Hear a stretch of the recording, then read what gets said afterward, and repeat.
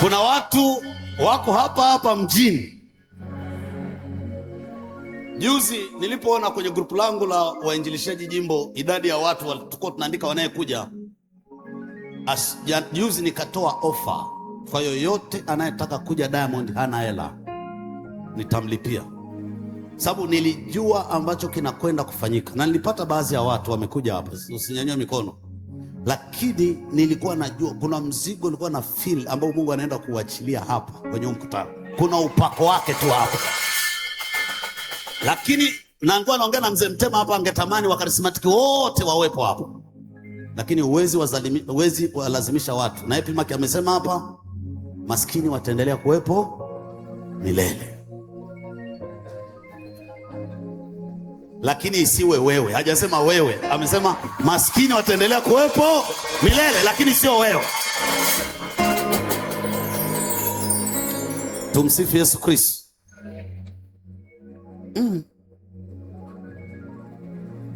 Naomba kama unaweza ukavumilia kwa dakika chache, usinyanyuke, ukae tu hapo, tumalizie hapa. Nataka nijumlishe mambo yote ambao watu wameongea hapa, watumishi wa Mungu mbalimbali. Mimi naitwa Mwalimu Kanuti, Arubogasi Kanuti. Namshukuru Mungu kwa ajili ya Epi Maki ambao ametangulia hapa, kwa naongea naye jana, alikuwa Ethiopia jana. Amefika usiku na amekuja kwa ajili ya mkutano. Kuna mambo tusipo sacrifice tukazania ni mambo yanakuja kirahisi, kuna mambo tutayakosa. Wiki hii ilikuwa ngumu kidogo kwangu. Nilikuwa na huduma nyingine ambayo sio huduma ya madhabahuni, lakini ilikuwa huduma fulani ya kifamilia ambayo ni experience tofauti kidogo ambayo nimekutana naye kwa siku 5 hizi. Kwa sijapata muda wa utulivu. Mnajuaga wao natumia projector, sijapata muda wa utulivu kabisa. Jana nikiwa hospitali saa 6 usiku hivi, 6:15 hivi, kichwani kuna mstari ulikuwa unagonga gonga, na sikupata muda wa utulivu. Lakini nikamka nikiwa pale kwenye viti vya hospitali, nikausoma ule mstari vizuri, na niliamka asubuhi mapema kidogo kufanya meditation ya mstari. Kuna mambo ambayo nimeyapata, nataka nishirikishe kwa dakika chache, alafu tutaomba na kuna kitu tutakifanya hapa. Amen. Mada yangu inasema nguvu ya kupata utajiri. Nguvu ya kupata utajiri. Andika tu nguvu ya kupata utajiri. Naomba mstari mmoja uta display mmoja tu, alafu mingine haitakuwepo. Kama unaweza ukanisaidia, Kumbukumbu la Torati sura ya 8 mstari wa 17 na wa 18. Kumbukumbu la Torati mstari wa 17 na wa 18. Nguvu za kupata utajiri. Kama anaweza akaudisplay hapo tukaweza kusoma.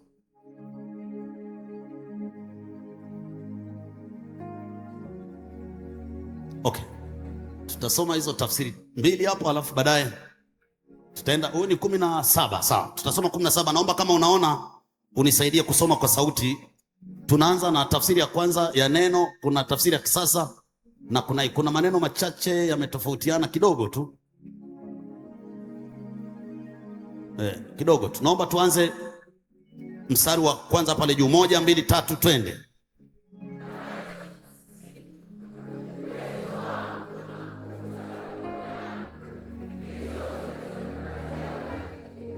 Hiyo hapo BHN inasema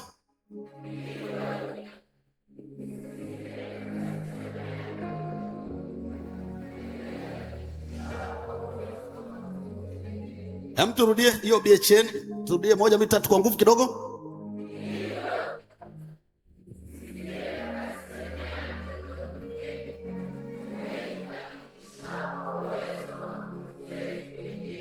Mwisho ni hapa. Hapo usiseme moyoni mwako, nguvu zangu na uweza wa mkono wangu ndio ulionipa utajiri. Natafuta mstari wa 18. Soma 18. Twende 18.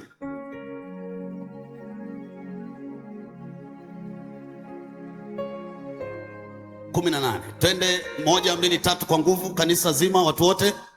Lakini kumbukeni Bwana Mungu wenu ndiye huwapa uwezo wa kupata utajiri na hivyo kulithibitisha agano lake ambalo aliwaapia baba zenu kama ilivyo leo. Amesema, lakini kumbukeni Bwana Mungu wenu ndiye awapaye nini? Huwapa uwezo wa kupata utajiri. Uwezo wa kupata utajiri. BHN inasema, kumbukeni kwamba Mwenyezi Mungu Mungu wenu ndiye awapaye uwezo wa kupata utajiri. Anafanya hivyo ili kuimarisha agano alilolifanya na baba zenu mpaka leo. Imefanana kidogo na ile ya juu, lakini title yangu inatokea kwenye translation hii hapa ya chini.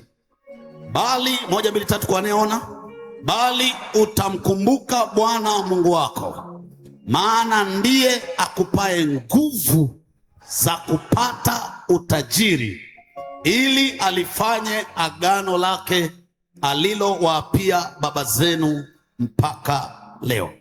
Kwa hiyo tafsiri ya Kiingereza imekuwa bahati mbaya hawana, lakini ukiangalia ili neno akupaye nguvu za kupata utajiri, au pale amesema uwezo wa kupata utajiri, tafsiri moja ya Kiingereza inaitwa NIV, New International Version, inasema he gives us the ability to produce wealth.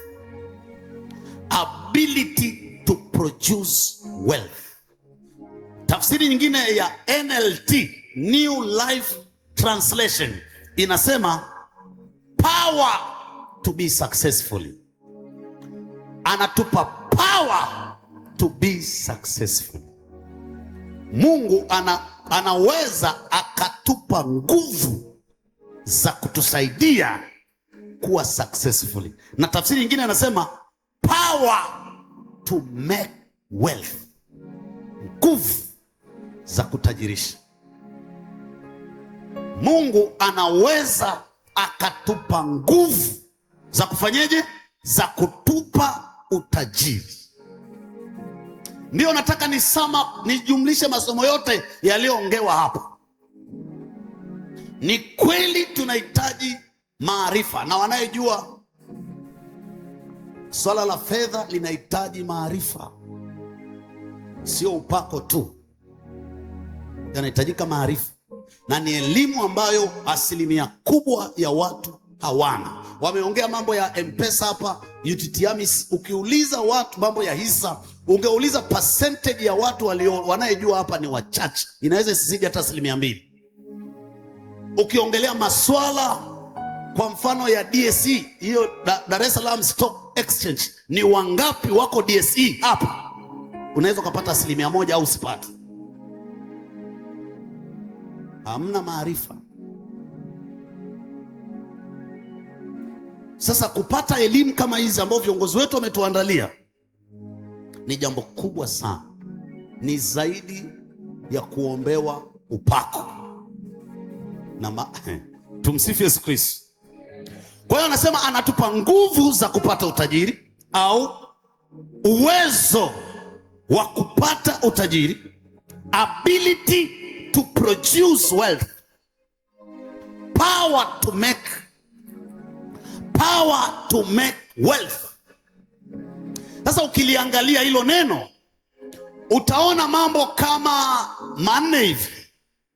Kuna neno nguvu. Sema nguvu. Wote tulioko hapa sema nguvu. Alafu kuna neno amesema uwezo. Uwezo ndio ile iliyosemwa ability. Ability ni uwezo anaopewa mtu na Mungu kuweza kufanya mambo ambayo peke yake asingeweza kufanya. Hiyo inaitwa uwezo au ability. Uwezo, ability, ni uwezo ambaye Mungu anampa mtu kufanya mambo ambaye peke yake asingeweza kufanya. Na hicho ndicho ambacho tunataka tukiombe leo tunapomaliza hapa. Mungu aachie ability juu ya watu, uwezo wa kufanya mambo ambayo kwa nguvu zao wenyewe wasingeweza kufanya. Mungu awape ability, hao watu wapokee uwezo wa kufanya mambo ambayo wasingeweza. Anasema mimi naweza kuwapa ability, uwezo. Hilo neno hapo pia linaelezea uwezo wa kutenda, capacity. Mungu anamtafuta mtu, anampa capacity, uwezo wa kufanya mambo ambayo wengine hawawezi kufanya. Capacity, uwezo. Ninaomba huo uwezo kabla tujaondoka hapa ushuke kwa mtu mmoja humu ndani, uwezo wa kufanya capacity. Capacity. Haujasoma kweli, haujaenda chuo kikuu, haujatoka familia za matajiri, hauna ujuzi, lakini acha akupe capacity, uwezo wa kuwa tajiri. Ilo neno alilosema nguvu za kupata utajiri pia ni nguvu ya kufanya kazi. Nguvu ya kufanya kazi. Mungu kwenye hii karismatiki mpya hii ainue vijana, awape uwezo wa kufanya kazi. Uwezo wa kufanya kazi. Kazi sio laana. Kazi sio laana. Hilo neno nguvu ya kupata utajiri pia anaongelea uwezo wa kuzalisha au uwezo wa kufanikisha jambo.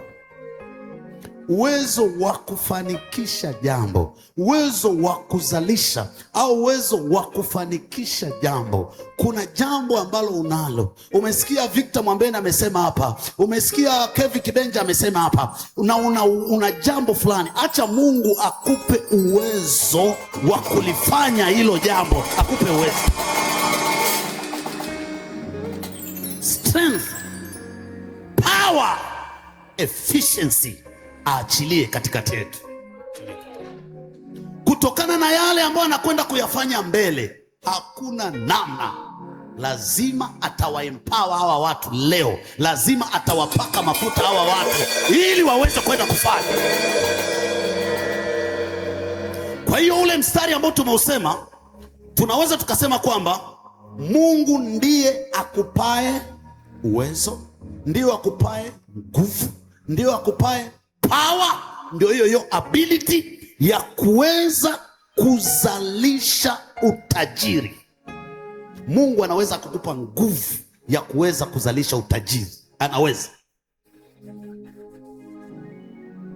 Na ukisoma vizuri pale amesema mimi ndimi Mungu nikupae nguvu za kupata nini? Kwa nini Mungu alisema nguvu? Hajasema utajiri. Hajasema mimi ni Mungu nikupae utajiri. Amesema mimi ni Mungu nikupae nguvu. Sema tena nguvu. Kwa nini amesema mimi ni Mungu nikupae nguvu za kupata utajiri? Hajasema mimi ni Mungu nikupae utajiri. Sababu ni moja tu. Mungu hakupi tu pesa, anakupa uwezo wa kuzalisha pesa. Hakupi tu pesa, anakupa nguvu ambazo zitatumika kuzalisha pesa. Angekupa pesa tu, pesa ikipotea unaweza ukafilisika, lakini kama una nguvu za kupata utajiri, hata pesa ziondoke, nguvu bado zipo, utaendelea kuwa na utajiri. Ndugu zangu, utajiri sio zawadi ya kwanza ambayo Mungu anaweza kumpa mwanadamu. Zawadi ya kwanza ambayo Mungu anaweza kumpa mtu ni nguvu za kupata utajiri. Nguvu za kupata utajiri. Ukipewa nguvu za kupata utajiri, nimesema hata kama utafilisika, utaweza kuinuka tena, sababu hizo nguvu unazo. Ndio maana unaona kuna watu wanaweza wakafilisika, wakapoteza mitaji, hali yao wakarudi chini kabisa, lakini kwa sababu hawakupoteza nguvu, walipoteza tu pesa, watafute baada ya muda wanainuka tena. Na hicho ndicho ambacho tunataka tuombe hapa, ndicho ambacho ability to produce wealth, uwezo na nguvu za kupata utajiri. Sasa kuna mistari kule chini ameisema ili alitimize agano lake. Hiyo nitaliongelea kama nitapata muda kidogo. Uwezo wa kuzalisha utajiri. Kama nilivyosema uwezo, ongeza kidogo. Kama nilivyosema uwezo ni nguvu. Uwezo hapa atuongelei nguvu za kimwili tu, haongelei nguvu za kimwili. Kuna mambo ambayo anaongelea hapa ambao ndio hao watumishi wameongelea hapa muda wote. Uwezo au ability nimesema ni uwezo ambao Mungu anampa mtu kufanya jambo ambalo peke yake asingeweza. Ni uwezo ambao Mungu anaachilia kwa watu kuweza kubadilisha rasilimali walizonazo kuwa matokeo yatakayoonekana na kushikika. Rasilimali zilizopo anampa mtu uwezo wa kuzibadilisha. Sio kama wewe inakuumiza, tuko hapa tunasali miaka na miaka, hakuna chochote ambacho yani uwezo. Tukiongelea nguvu, tunaongelea labda nguvu za kuanguka na kusimama, nguvu za kusimama. Yani kuna uwezo ambao walipewa wenzetu akina Daudi, ambao walipewa wenzetu akina Esther, ambao walipewa wenzetu akina Yusufu, wa kuweza kutatua, kubadilisha rasilimali, kubegeuza rasilimali ziwe za thamani na ziweze kuwatoa kwenye umaskini. Huo uwezo ndio Mungu anawachilia kwenye hizi nyakati za mwisho kwa watu wake walioko hapa.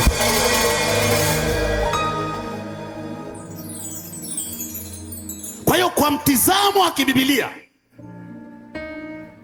ability sio nguvu za kimwili pekee, ni mchanganyiko wa mambo. Anaposema uwezo ni mchanganyiko wa mambo kama matano hivi au sita. Jambo la kwanza, uwezo ni hekima ambayo Mungu anaachia kwa mtu. Hekima, kujua nini cha kufanya. Hekima ni uwezo wa kufanya maamuzi sahihi. Hiyo ni uwezo ambao unaweza ukakupa utajiri. Hekima, uwezo wa kujua nini nikifanya. Ndio alikuwa anasema hapa, nifungue biashara gani na niuze kwa wakati gani. Hebu Mungu hapa, wale wanaohitaji hii hekima wapewe ability. Dakika chache zijazo, uwezo, hekima hii ishuke juu yao. Uwezo inaweza ikawa maarifa. Maarifa ni uwezo, ni power. Knowledge is power. Kujua jinsi ya kufanya hicho unachokifanya, unahitaji maarifa. Maarifa ni taarifa sahihi. Maarifa ni elimu. Maarifa ni ujuzi unaopatikana kwa kujifunza au kwa kufundishwa. Kwa hiyo maarifa ni uweza. Mungu pia aachilie maarifa juu ya watu hapa, waweze kuvumbua mambo, waweze kutatua matatizo. Maarifa, ability, huu uwezo anayeongelea pia ni ufahamu. Understanding ni nguvu ambayo Mungu anaweza ikaitoa, kuelewa kwa nini hiki kitu kinafanya kazi, kwa nini hichi kinafanya hivi. Hiyo understanding ni nguvu. Nguvu ya kupata utajiri inaweza ikawa ufahamu, kuelewa hichi kitu kinafanyaje kazi. Hiyo ni understanding, huo ni ufahamu, na hiyo ni nguvu inaweza kukupa utajiri. Ndugu zangu, Mungu ndio muumbaji. Sisi kama watoto wake, tunaweza kuwa na ufahamu, na inatakiwa tuwe na ufahamu wa kimungu. Na mimi naamini Yesu atarudi kabla hajaachia hiyo neema, na anaanza kuiachia hapa. Anaanza kuiachia leo kwenye ufahamu, uelewe nini cha kufanya. Jambo lingine, nguvu. Atupae nguvu za kupata utajiri. Ile nguvu ni ubunifu, creativity, kuona fursa ambazo wengine hawazioni. Katuelezea hapa Kibenje. Nimesema Mungu ndiye muumbaji. Sisi kama watoto wake pia tunaweza na tunatakiwa, na hata leo tunatakiwa tupewe uwezo wa kubuni mambo. Ubunifu unabadilisha matatizo kuwa fursa. Matatizo yanakuwa fursa. Unahitaji ubunifu, na Mungu leo atupe, aachie vijana hapa ambao watakuwa wabunifu wakubwa wa kutatua mambo. Kuna kipindi nawaambia ukweli, nilitamani niondoke hata nchini, niende hata Japani, nikafungiwe hata mwezi. Hamna kitu najisikia vibaya kama utakufa, utatajwa tu uliishi, ukala, ukaoa, ukafa. Hamna chochote umevumbua, hakuna chochote contribution yoyote tumeleta. No, hebu kataa hiyo hali, kataa kabisa hiyo hali. Hapana, Mungu aweke ubunifu ndani yako. Haiwezekani simu ni wao wanafanya, siji teknolojia zote ni wao wanafanya. Jamani, sisi tumeletwa hapa duniani kuangalia tu magorofa na kuangalia hizi taa nzuri nzuri. Ni kweli Mungu ametuleta hapa duniani kwa sababu hiyo? No, there's more than that. Kuna zaidi ya hivyo. Na leo usikubali kutoka hapa kabla Mungu hajaachilia hilo jambo ndani yako. Lazima achie ubunifu. Nguvu za kupata utajiri sio upako wa kuanguka, ni haya mambo nayokuambia. Haya mambo ndio yanatutofautisha. Ukiwa na upako wa kunena na kuruka, hauna maarifa, hauna ufahamu, hauna ubunifu, utalala njaa. Nguvu ni ustadi, skills. Niliandika somo Jumapili kwenye social media, kaliangalie. Ustadi alipewa Daudi, ustadi wa kupiga kinanda. Ule ndio ulimpeleka ikulu pia. Ustadi sio bla bla unagusa kitu ukielewi. Ustadi inaitwa Kiingereza skills. Una skills gani? So, unajua kuna watu wanaomba vizuri lakini wakipewa kazi kufanya hawezi kudeliver. Sinadhani nafahamu. Yes, hana skills. Uwezo wa kutekeleza jambo kwa ubora. Alafu nguvu za kupata utajiri pia ni neema na kibali cha Mungu. Grace and favor. Grace and favor. Unahitaji hii kama mfanyabiashara, kama mtu. Unahitaji nguvu ya kupata utajiri ambao ni grace, neema iwe juu yako. Hiki ndicho kitakacho kufanya matokeo ya mtu yazidi uwezo wake wa kawaida. Kuna kitu kinaitwa grace, kuna kitu kinaitwa favor. Unaweza kuwa na elimu na skill, lakini bila kibali unaweza ukafa maskini. Unahitaji kibali pia kwenye biashara, hiyo ni nguvu ya kupata utajiri. Unahitaji kibali pia kwenye huduma, hiyo ni nguvu ya kupata utajiri. Unaweza ukawa na sifa zote ambazo zimefundishwa hapa, kama una favor. Favor ni nini? Unafanya hata watu wanashangaa, mbona mimi naweza kuhubiri kuliko yeye lakini sijaenda? Sasa yule amepewa tu favor. Si kwamba ana uwezo mkubwa zaidi yako, ni favor tu. Mbona huyu anauza hapa, wateja wanakuja wengi kuliko mimi? Kwa sababu ya kitu kinaitwa grace. Acha kija juu afanye biashara hapa, kwa jina la Yesu, pokea grace. Hiyo pia inatutofautisha. Mnauza vitu vile vile, kwa nini aje akununue kwako? Kuna kitu kinaitwa grace, kuna kitu kinaitwa favor. Na jioni ya leo kinakwenda kumiminika kwa watu hapa. Mungu atawasaidia. Wamejitoa, wamekuja mahali hapa, wamejitoa kwa ajili ya kazi zao. Haijalishi umeweka biashara gani, sehemu gani, kuna kitu kinaitwa favor. Mungu anaweza akawaleta wateja, akawadirect moja kwa moja mpaka kwenye duka lako, moja kwa moja mpaka kwenye duka lako. Hiyo inaitwa favor. Hiyo ni nguvu ya kupata utajiri. Hebu acha ishuke kwa watu wawili watatu hapa. Hebu pokea grace, neema, favor. Biblia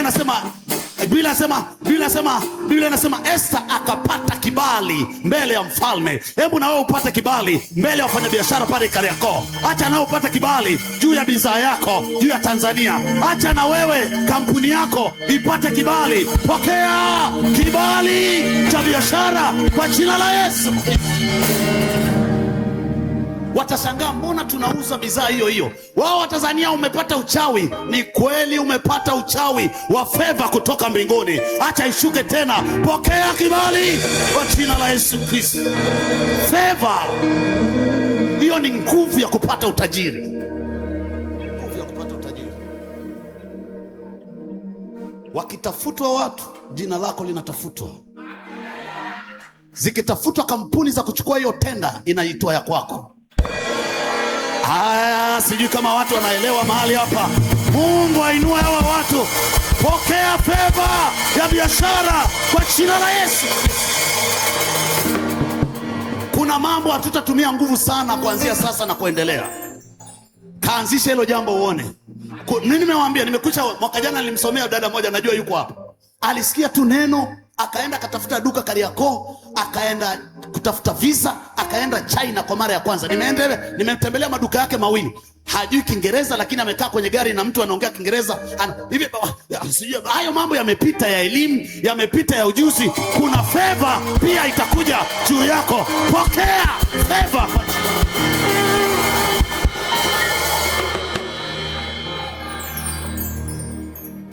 Sema favor. Hiyo pia ni nguvu.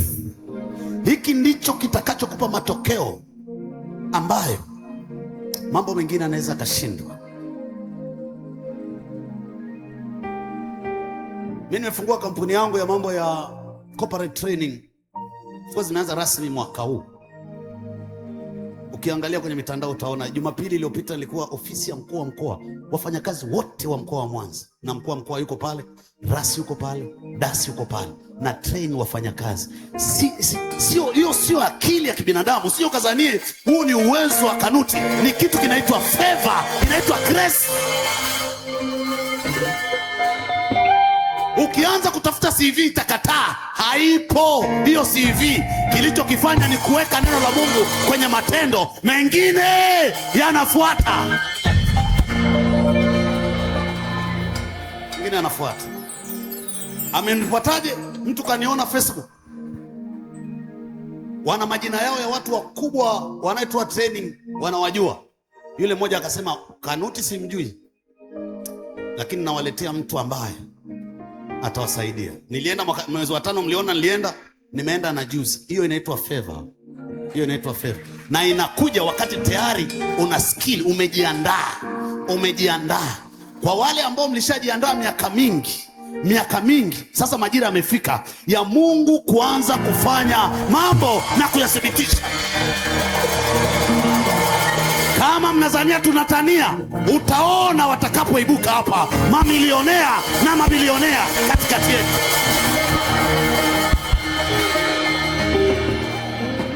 Hapa mmekaa hivi, ni gharama kubwa sana imetumika hapa. Kukaa hapa, hizo hela hata zitoshi. Tukichanga watu hiyo, ukichanga watu 1000 kwa 2020 ni milioni 20. Hata hela la ukumbi haijafika. Lakini miaka michache ijayo ni mtu mmoja tu atagharamia hizi gharama za wote kukaa hapa, mtu mmoja. Na hata wakati naomba Epimaki anaomba pale, machozi yalikuwa yananitoka. Nguvu za Mungu zilishanifunika nikiwa pale. Niliona kuna watu leo wanaweka agano leo la kuacha, na watatoa hela ambayo hawajaitoa leo hapa. Wataanza kwa sababu kuna mahali wanaenda, watakuja watatoa hela hapa. Wala hatuna ratiba ya kutoa hela za watu, lakini kuna watu Mungu ameshawasemesha wakiwa wamekaa hapa, kwa sababu ndio wanaaga umaskini wao na waukoo wao na wakizazi wao. Wako wapi hao watu niweze kuwaona? Hey, umeahidi wewe Bwana uniache hadi mwisho wa dahari, ulisema uniache. Hey, wewe ni Mungu uliye mwamini siku zote. Mimi ninaiweka imani yangu kwako. Ability, sema uwezo. Sema uwezo. Kwa hiyo uwezo ni hekima.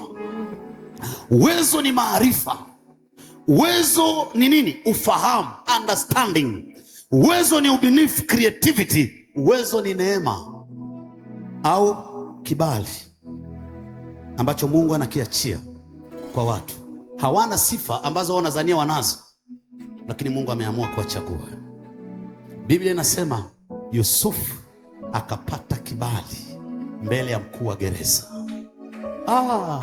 Natamani jina la mtu liwekwe pale. Kanuti akapata kibali juu ya Tanzania. Mfanya biashara mmoja akapata kibali pale Kariakoo. Muuza duka mmoja akapata kibali pale Manzese. Mkulima mmoja akapata kibali pale Mbeya. Pokea kibali kwa jina la Yesu Kristo. Kibali kitakufanya ufanye mambo kirahisi. Mambo kirahisi. Mambo ambayo wenzako walitumia miaka 10 utafanya ndani ya miezi 6 iliyobaki. Na amenielewa huyo mtu. Mambo ambayo yalishindikana miaka 10 ndani ya miezi hii iliyobaki utakwenda kufanya. Wakikuambia imewezekanaje, hata mimi sijui. Ninachojua, nilienda kwenye kongamano la elimu ya fedha, nikakamata maneno yaliyokuwa yanafundishwa pale, nikakamata na unabii. Hali imebadilika, mambo yamebadilika, biashara imepanuka. Sijui kama naongea na mtu mmoja mahali hapa. Yuko wapi huyo mtu? Angempigia Yesu makofi na vigelegele.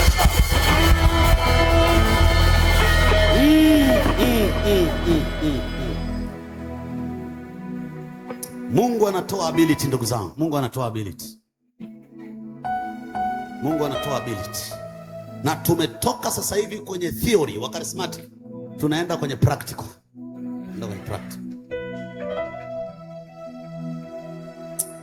Nimerudia kuambia pale mapema kwamba Mungu hatoi fedha kutoka mbinguni. Mara nyingi anatoa uwezo wa kuzalisha, anaweka ndani ya mtu.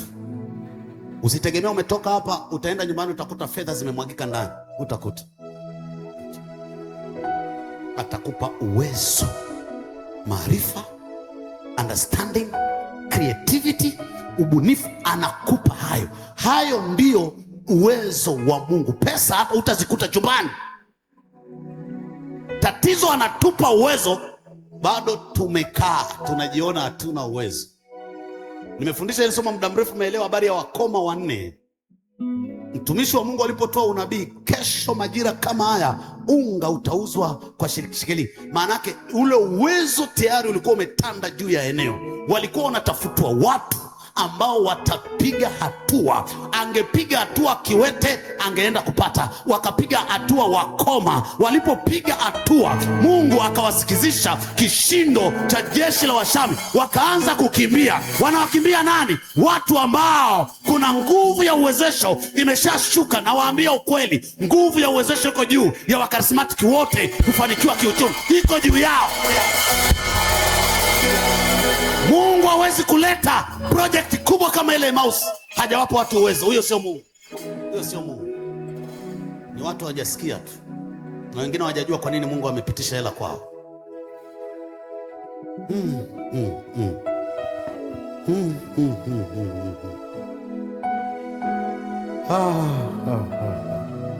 Nguvu za Mungu zimetufunika hapa. Naona kama watu wanainuliwa kutoka kwenye viti hivi, wananyanyuliwa juu.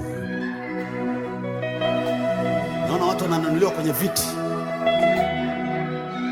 Naona nguvu za Mungu zimewafunika watu hapa. Nimeona kama mwanga hivi, kama mwanga juu ya vichwa vya watu.